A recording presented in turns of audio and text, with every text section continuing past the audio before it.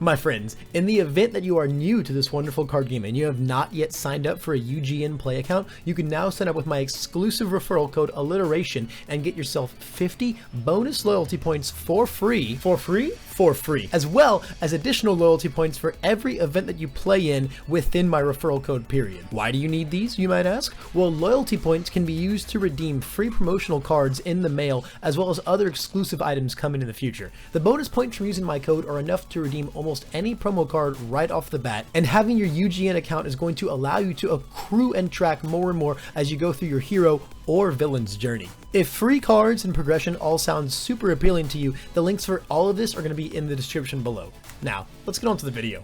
Welcome, my friends, to another Alliteration gaming video. My name's Levi, and today we're going to be going over, of course, the highly anticipated Set 3 Heroes Clash update to my Eraserhead deck. Now, if you've been following the channel for any amount of time, or just me in general, you know I've recently become a very big fan of this character, and I was really hot on the all build back in the Crimson Rampage format, but now Set 3 has come out, and there's a couple cards that I really like in this set that sadly are not packing the all symbol. So for the purpose of this take on the deck, we've actually shifted towards the void symbol, and a lot of really interesting changes have come to light because of it. In a very similar fashion to the Stain video, this is a deck I've been theory crafting for a while, but hadn't had a ton of testing yet, and of course the set has only just come out, so everything is still very new and very fresh out in the wild. But considering that I put a pretty decent performance out, coming in first place at one of my recent store Provisional Championships, I figured I should give you guys this list and at least let y'all get a bit of a skeleton. Overall, I was pretty happy with the performance of the deck. It did a lot of the things I expected it to. I liked a lot of the card choices I made. I disliked some a little bit. I learned a lot at the end of the day, and hey, the deck let me come out on top, so it must have been doing something right. Now, for those of you who aren't familiar with Eraserhead, he is a very powerful character with 3 very powerful abilities. The first one says it's a static ability that at the beginning of the game, you grab a copy of this card right here and you stick it into your discard pile. Then as far as his main 2 abilities go, he's got an enhance that lets you trade a card in your hand, any of them, for an erase in your discard pile, and then give the current attack a speed bonus or penalty. And then his second ability is a response that lets you draw a couple cards whenever you interact with an action. And then also, erase itself has text, simply being a card that lets us seal anything on demand, which is really powerful, but also let us turn off our rival's character anytime an attack gets played. In tandem, Eraserhead effectively being a 9-hand sized character with a global +2/-2 speed to all your opponent's moves, and almost infinitely recurrable +1 mid block with breaker 1, and the ability to just shut off the rival's character anytime an attack is played, all come together to make a very strong character card. But the grand majority of you probably already have a good idea of what this guy does, so let's get into what's actually new here, and that's going to be the deck itself. Alright guys, so we're going to start off with the attack package, and it's a little different than what you're going to expect from most Void Eraserhead decks because this is actually a Void weapon build. In the past, we've pretty much seen Eraserhead on Void perform exclusively with the kick package, but I think Set 3 gives him the tools that he needed to be able to perform with the weapon package on top of it, in tandem with the new Eraserhead structure deck and then the actual cards in Heroes Clash itself. That was the general concept that this deck was born of, so let's see what these weapons are all about. First off, we're going to have 4 copies of Binding Cloth Assault. This is a really powerful card. When you're playing your tempo actions, this is of course going to be a very fast move, and of course it's also your main way of card draw. It gives you a nice little bonus chunk of advantage, which is really great because we have a lot of discard effects that we need to be paying for, especially when we're on our kill turns. So early game, this is just like a nice really fast move that you can kind of poke with a little bit if you want to tempo play in action. You get your cards back and then probably get a nice chunk of damage in there. It's our main source of advantage generation and one of my favorite moves to throw down at any point in time of the game. Our next attack is going to be 4 copies of Binding Cloth Capture. This is a very powerful attack. It's going to be Eraserhead's original ultra rare from set 1, but this is just kind of what really encapsulates the theme of our deck, and that is just ripping cards out of our opponent's hand. That is our main goal, is just tearing their hand apart and getting all of our moves through. It's also just a very nice low difficulty attack once we start playing our actions, and it's just a very nice low attack as well. It also sports a 1 high block. This card's really nice. Most of the time I want this to be like my my second or third card going into my string, so I can just start popping off. And you want to get rid of their cards sooner rather than later, but it's also not a bad one to be more on the end of your string, simply because it is a 3 difficulty move once you start playing your actions. Our next 4 of in the deck is once again encapsulating the entire theme of the deck, and that is 4 copies of Blood Moon Rending. If you've been hanging around me at all since this card was revealed, you know that this is one of my favorite cards in Heroes Clash, and I'm so happy to get to use it in this deck. It's a really strong attack, just being a big old 7 damage move for starters. That's without any of our other damage pump, and once again ripping a card out of the opponent's hand. It's got a steep cost. You're looking at 2 combos, effectively going to be a 6 difficulty attack, but again, for ripping a card out of our opponent's hand, it's completely worth it. Also sports a 1 low block as well, and most of the time in this deck you're sculpting a lot and holding attacks, so in the event that you need to block with your attacks, it's really good that lows and highs are covered on your attack zones themselves, and you'll never need a mid block because Eraserhead will always be able to grab one for you. This card is really what brought the concept of the deck to life, as I wanted to just throw big, huge, massive Blood Moon Rendings at people, tear their hand apart in tandem with Cloth Capture, and just have a really good time. Blood Moon and Cloth Capture also kind of show off the whole combo theme the deck is all about, and you'll really start to see the strings form once we go through the rest of the attacks. A big one in that vein is 3 copies of Binding Cloth Whiplash. This is a really sick attack that just lets it not count towards progressive difficulty.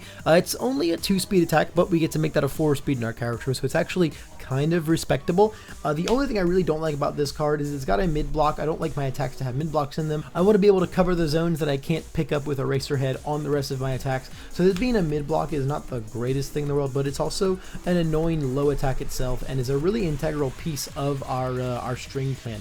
Like, essentially, you really want this to just be your second move every time. That way, then you can start playing your Blood Moon Rendings on a 5, essentially, and then your Cloth Captures will be super cheap from there on out. Next up, we have the big fancy attack brought to us by Eraserhead Starter Deck, and that's 3 copies of Total Erasure Binding. This card is really sick. Once again, it has a mid block, which I'm not a massive fan of, but the payoff is absolutely worth it. Being able to shut down so many of their key foundations, turn off their character, all of that text has so much relevance to so many matchups, especially against the really good life decks. It's so good. And then also just sporting a huge powerful 3. There were like kind of not really any momentum outs for this deck before, and this card just really solves that in spades. You're going to be doing a good bit of poking with this deck, so it's nice to have an outlet for that momentum, and especially in a damage pump form, because that is kind of the one area that our deck struggles in. It doesn't struggle nearly as much as it did before with it, but we definitely don't have as much raw damage as a lot of other decks do, and having copies of this card in my deck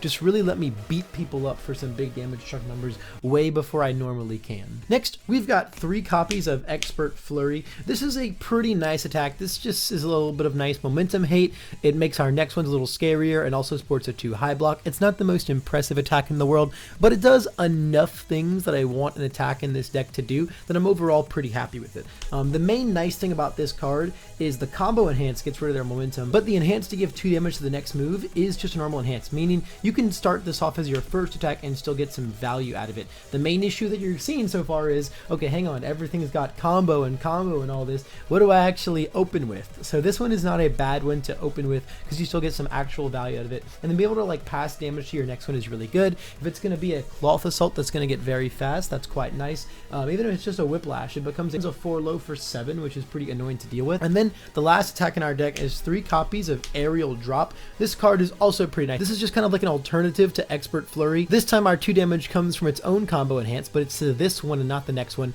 And then our actual enhance just lets us trade a momentum for 2 stuns. This is really nice. Again, it's the same vein as Expert Flurry. You can open with this, pitch momentum for stun 2, get some actual benefit out of your first attack, and then it's also a 2 low block as well, which is quite nice. So these 6 attacks just kind of come together to be your best openers because they have actual abilities that can do things. Total Erasure can also fill that purpose if you're fighting something like Moneta or Momo, where you really just don't want them to have their character every attack. It's not a bad opener as well. And so that's the whole big chunk of massive weapon pile. It's 24 attacks in this 77 card deck, and honestly, there's a world where you could play a lot less attacks in this deck. I don't think these are super necessary. The deck is not completely stringent on this big attack number. The main issue is I've got 46 foundations in this deck, deck and I want to be playing all of them. I'm not really sure how to take any of them out, so it just kind of facilitates having a much bigger deck, which is why we have a lot of these kind of like filler attacks, if you will. Another reason our deck is so massive is because we've got a lot of blue cards in there. So going into our actions,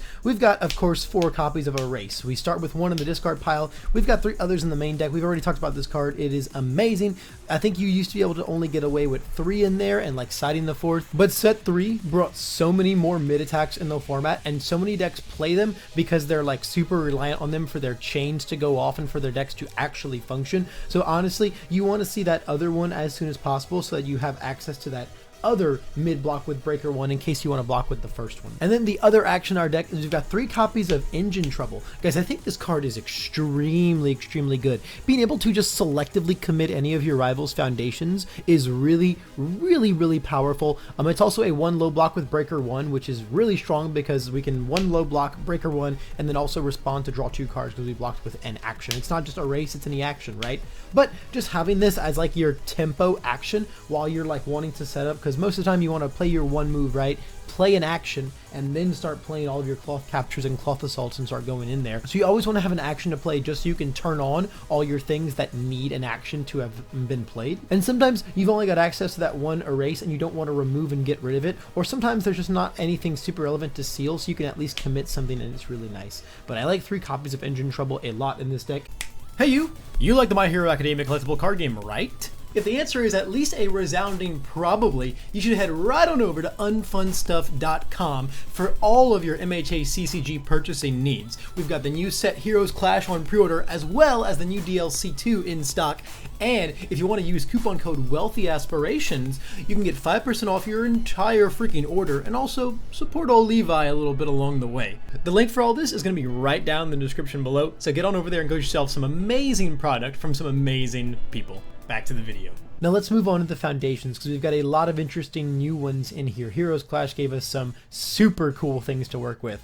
The first being 2 copies of Prone to Dry Eyes. This is the big foundation from a Eraserhead starter deck, and this card is really crazy. Converting any card into a global +1 damage for the turn as many times as you want on as many attacks as you want is just crazy. It's also just some of the best stun protection in the game. If you can get some flipped foundations on board ASAP, the opponent just is not allowed to stun you super early on.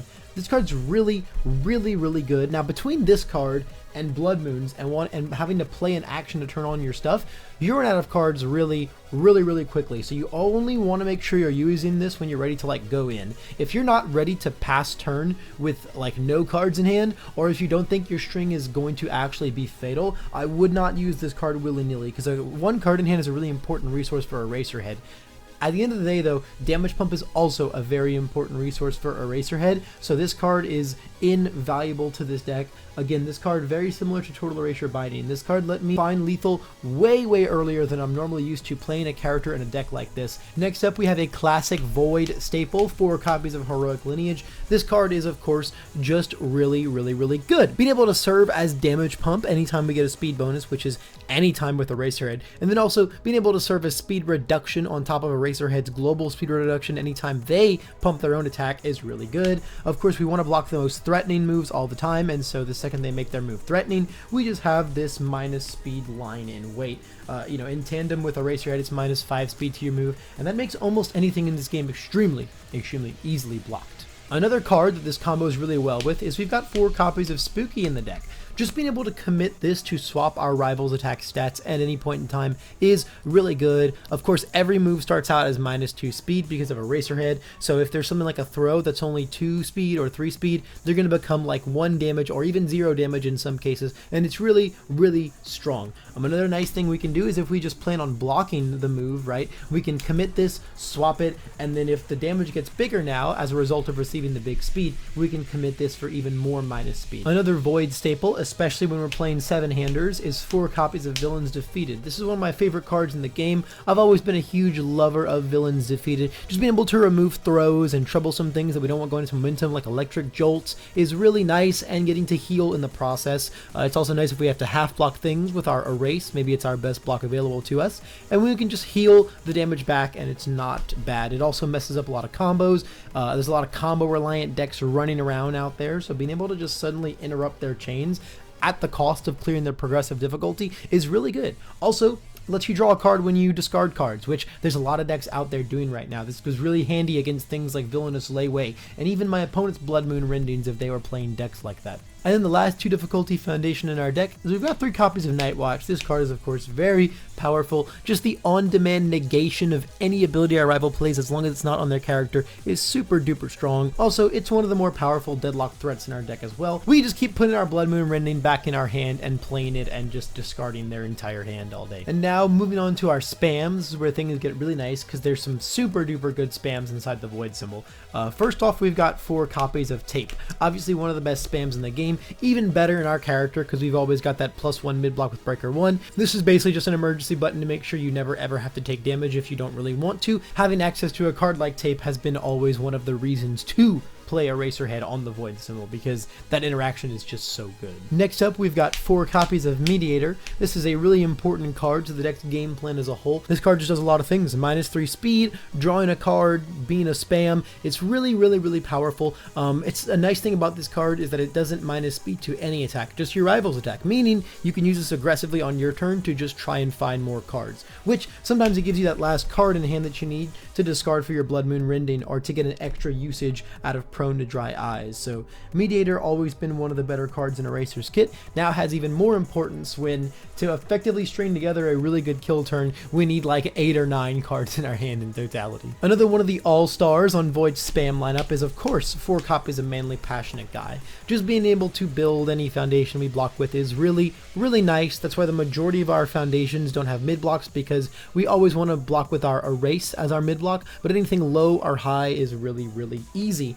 There's a lot of really cool interactions with this. Spooky is a unique foundation, but if you use it and then block with another one, you can manly build it down and then have a second Spooky that turn. You can block with a villain's defeated, manly it down, and then use it because the response on manly is when you block, and then villains is after the attack resolves. So that works. There's a lot of really cool tricks you can do with it, but overall, it's just one of the best foundations in our lineup, between plussing us a foundation and clearing our defensive progressive difficulty. Next up from the new starter deck, we've got 4 copies of Closing In. This is just kind of one of the Let's Fight Bad Guys clones, just being able to flip it and then give it a combo attack 2 speed. Again, everything is a combo, so this is just 2 speed to any of our moves. Eraserhead's already putting 2 speed on every move, so 4 speed on a move randomly can just make it very unblockable under a lot of circumstances. So it's really nice to stack up on that, and also it's got a 2 high block. If you'll notice, a lot of the modifiers on our whole foundation base are all +3s, which is not super attractive. Eraserhead speed reduction makes these a little better, but at the end of the day, they are still very high to start with, and if your rival is sending very fast moves, this deck can sometimes struggle to block them with all of these not so great modifiers. Speaking of not so great modifiers, we've got 3 copies of Late Riser. Now, +4 low block might seem a little scary. You think, God, why is this card in this deck? But this card's actually amazing in this deck. This is one of the new rising stars of this deck, just being on-demand damage pump for any combo attack, because again, all of our attacks are combo attack. You have to have actually played the combo ability. You're not going to be able to get the damage pump on the first one, but after that, everything is getting +1 damage. Stack that up with Prone to Dry Eyes, and suddenly all your moves have a lot of damage for free out of nowhere. Your Blood Moon Rendings can be for 9 damage each, and that is a super crazy number. The extra speed manipulation when discarding it is also a really nice aspect of the card. As long as you don't need it as the only low block in your hand, being able to give a move -4 speed out of nowhere is crazy good, especially with Spooky. And then the last 1 difficulty in our deck is we've got 2 copies of Daunting Message. This is one of the new starter deck cards that I really like. First of all, it's got a 2 low block, which is nice, but just letting us selectively commit any of our rivals' foundations once we're on death's door is just extremely powerful. It's a really good piece of tech. Again, it's the same thing as Engine Trouble. Committing things on your rival's turn is really good. Moving into our 0 difficulties, we've got 4 copies of Gotcha. This card is a 2 low block on a 0, which is just nice enough to begin with, but it's also a nice piece of stun protection as well. You know, if they have like just a little bit of stun 1 or something, just being able to trade this for that minus speed back is really nice, effectively canceling out the stun for just that attack. It's just one of the good 0s. Now, of course, one of the biggest issues with playing Eraserhead on Void for the longest time is that you only had this 0 difficulty foundation. This was your only one, but now Set 3 has brought us into a whole new light of a world and given us 4 copies of Easily Excited that we can jam into our deck.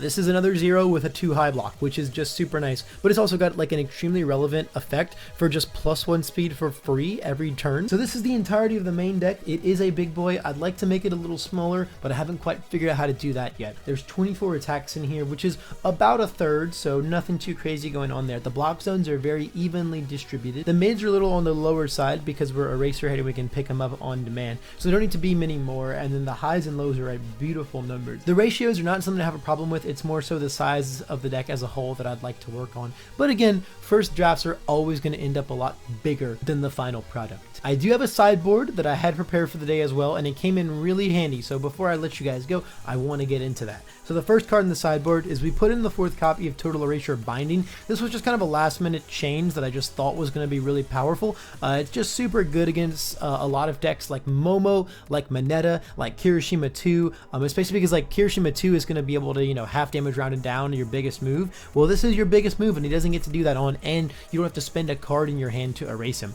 This card's also really important against Moneta because you want to be able to open with this card first and you have to turn off their character, pick up Erase, and then erase them on the second move so they still can't stuff your card pool, then play your Blood Moon Rending. Because Blood Moon Rending needs your attack and then your weapon. So you have to protect the card pool stuff for your first 2 moves so that you can successfully get your Blood Moon off. So this card's really good as an opener against him, but overall it's just a very flexible attack, and I'm glad I brought in the 4th copy because I was bringing that card in. That's the only attack in the sideboard. Moving on to actions, we have 3 copies of Blood Curdle in the sideboard. This is just a very important card. It's so good against Kirishima 2, against Momo, against Toru 2, against Moneta. It's just got a menagerie of uses, and it also just serves as a nice tempo action as well to play. Even if committing their character isn't super relevant for your aggression, it does still turn on things like our cloth captures and our cloth assaults. So very nice card overall. It's also a very easy side because there's 3 of it in here. There's 3 engine trouble in the main deck, so anytime you need to go into it,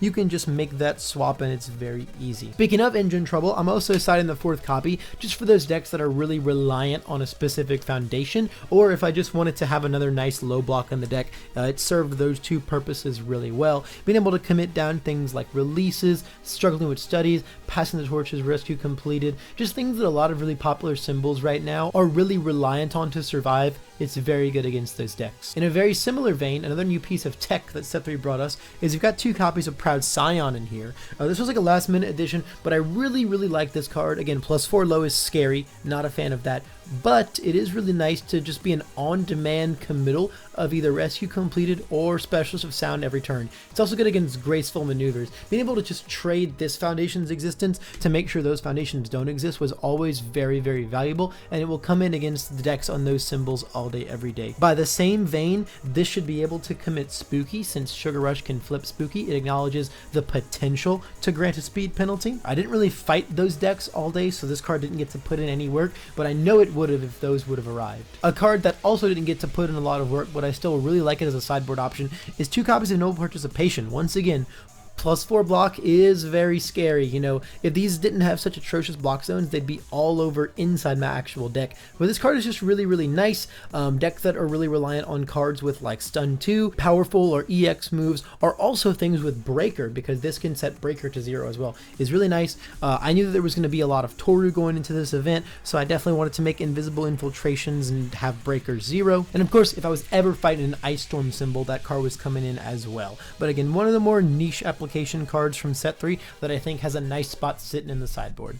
And then the 10th card in the sideboard is just a 3rd copy of Prone to Dry Eyes. All I did was bring this in against decks that had a lot of stun. I wanted to see this a little sooner to protect my early game foundation state. And of course, if I felt like I was going to have to kill characters a lot faster than I normally would in certain games, I could bring this in as just some more damage pump that I could hopefully find sooner. And so that is the entire main deck. Overall, I had a lot of fun with this deck, and I'm glad that it performed so well despite being such a first draft. The main concept of this deck was just to play a bunch of really cool weapon strings, and Blood Moon Rending is just like the coolest weapon string of weapon string cards ever. And I already had the ability to rip cards out of the hand with Cloth Capture, so I figured might as well double up on that, rip out the entire hand, have all my new damage pump cards that just let me get these high damage moves through because you have no hand, and of course have the ability to seal and or commit all of the things that draw cards on your stage so that you cannot replenish those cards after I've ripped them out of your hand. I'm probably going to do a lot more tinkering fun with this deck. I want to play with some other attacks. I want to check out a couple foundations that I hadn't thought to put in at first.